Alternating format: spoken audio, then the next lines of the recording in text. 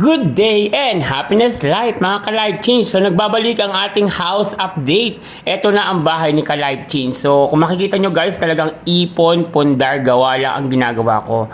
Every time na may sahod, nag-iipon tayo. And then pag meron ng konting naipon, is papagawa na uli natin yung bahay natin. Sabi nga, slowly but surely, but amazing. Alam niyo kung bakit guys?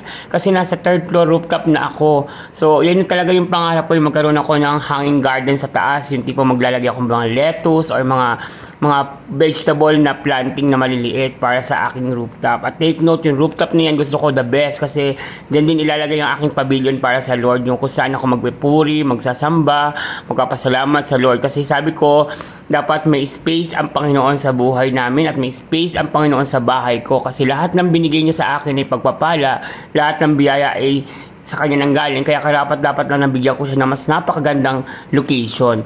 So yan guys, nag-roof na tayo, nag-slab na sa third floor para sa ating rooftop. Yan, kung makikita nyo talagang magastos, gumalaw ngayon. Kasi ang mahal ng materyales, ang mahal ng labor.